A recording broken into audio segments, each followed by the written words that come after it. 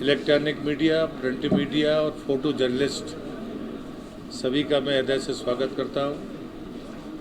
आज मेरा ठेनी में प्रवास था और ज़िले में जल जीवन मिशन और एफपीआई और स्वच्छता अभियान तीनों की प्रोग्रेस के बारे में आज मैंने समीक्षा की है। समीक्षा का मकसद सिर्फ इतना होता है कि प्रधानमंत्री जी ने जो आह्वान किया है कि 2024 तक देश के हर घर में पीने का पानी उपलब्ध हो और शुद्ध पीने का पानी उपलब्ध हो, और उसके लिए जो योजनाएं बन सकती हैं, जितनी मदद भारत सरकार की हो सकती है, उसके लिए भारत सरकार तत्पर है। एक बात मैं ज़रूर कहूँगा कि भारत सरकार की जितनी भी स्कीम्स हैं उसमें भारत सरकार 60% देती है। जैसे जल जीवन मिशन है, उसमें सरकार, राज्य सरकार का 30% और 10% जनता के सहयोग से मिल रहा है। और जितनी भी भारत सरकार की स्कीम्स हैं वो पूरे राज्यों में यूनिवर्सल है, नॉर्थ ईस्ट को छोड़कर, यूटी को छोड़कर। और इसलिए भारत सरकार की सभी स्कीमों की समीक्षा समय समय पर होती है। जल जीवन मिशन में 60,000 करोड़ इस साल का बजट था। राज्य कुल लगभग 20,000 करोड़ ले पाए। जो प्रधानमंत्री मोदी जी ने कहा, उन्होंने कहा था कि जो भी राज्य जितना पैसा खर्च करेगा एक साल में, उससे 3 गुना वो पैसा निकाल सकता है। सपोज़ अगर तमिलनाडु 1,000 करोड़ एक साल में खर्च करता है तो 3,000 करोड़ ड्रा कर सकता है। अब ये कार्यशैली बदल गई है। पहले केंद्र से पैसा आता नहीं था, अब सरप्लस पैसा राज्यों के पास है, तो राज्यों को खर्च करने के लिए अपनी गति बढ़ानी पड़ेगी। ये बैठक इस बात के लिए थी और मैं चाहता हूँ कि तेज़ी के साथ में राज्य पैसा खर्च करें ताकि तेज़ी के साथ परिणाम आए और हम समय के पहले और समय के साथ योजनाओं को पूरा कर सकें। दूसरा है एफपीआई।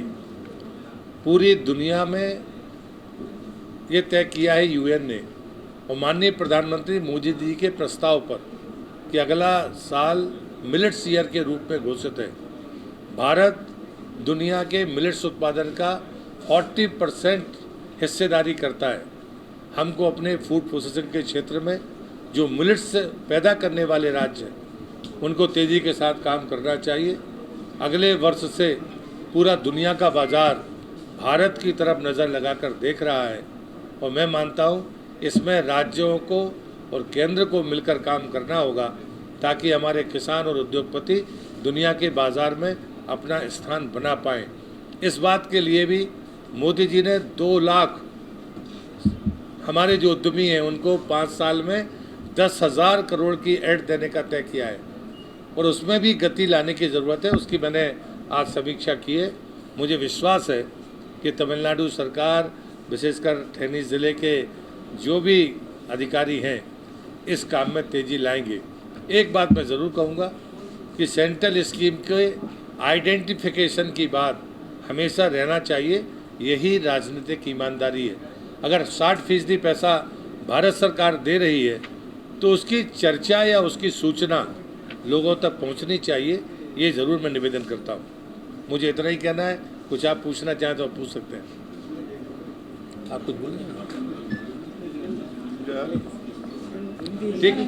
दैनिक डिस्ट्रिक्ट में सेंट्रल गवर्नमेंट स्कीम के बारे में कैसे सर आप निश्चित कर दिया इसमें दैनिक डिस्ट्रिक्ट से कैसे सर स्कीम पूरा बराबर चल रहा है, कैसे चल रहा है? नहीं, मुझे लगता है कि अभी जो अचीवमेंट है वो तो नेशनल एवरेज से ऊपर है, लेकिन तमिलनाडु के अन्य डिस्ट्रिक्ट्स जो हैं वो बहुत पीछे हैं और अचीव करने के लिए सबको साथ चलना पड़ेगा।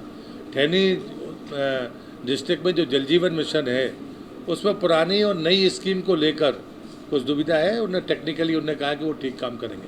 पीछे रहने के लिए कारण क्या है? अब पीछे रहने का तो जो कारण है, ठेनी ज़िले में कई जगह पर जहाँ पर जंगल की ज़मीन है, मगर भारत सरकार ने तीनों काम कर दिए हैं। पैसा भारत सरकार दे चुकी है। अगर जंगल से कोई पाइपलाइन जानी है तो परमिशन की ज़रूरत नहीं है। तो जो अवरोध थे वो तो हमने पूरे कर दिए, पर डीपीआर बनाने में या यहाँ पर जो प्रशासनिक तरीके से काम करने में जो कोऑर्डिनेशन है उसमें उसको बढ़ाने की ज़रूरत है। अभी थोड़ा दिन से तमिलनाडु से सेंट्रल मिनिस्टर के विजिट ज़्यादा है, इसका कारण क्या है? नहीं, ये पहले से ये मोदी जी की कार्यप्रणाली है कि केंद्रीय मंत्रियों को सिर्फ ऑफिस में नहीं बैठना है, देश के पीछे रह गए ज़िले जो एवरेज से पीछे है वहाँ पर जाकर देखना। उसमें सेंट्रल गवर्नमेंट के सेक्रेटरी भी आते हैं, सेंट्रल मिनिस्टर्स भी आते हैं, तो हम सब उन्हीं ज़िलों में जा रहे हैं जो पैरामीटर्स में पीछे रह गए। तो मुझे लगता है ये तो अच्छे लक्षण है और जाना चाहिए। जो पीछे रह जाए उसके कारण जानना चाहिए, जैसे आपने मुझसे पूछा, तो उन कारणों को जानकर उनका समाधान देना ताकि वो हम सबके साथ चल सके। ठीक है सर, थैंक यू भैया। धन्यवाद। वणक्कम। धन्यवाद।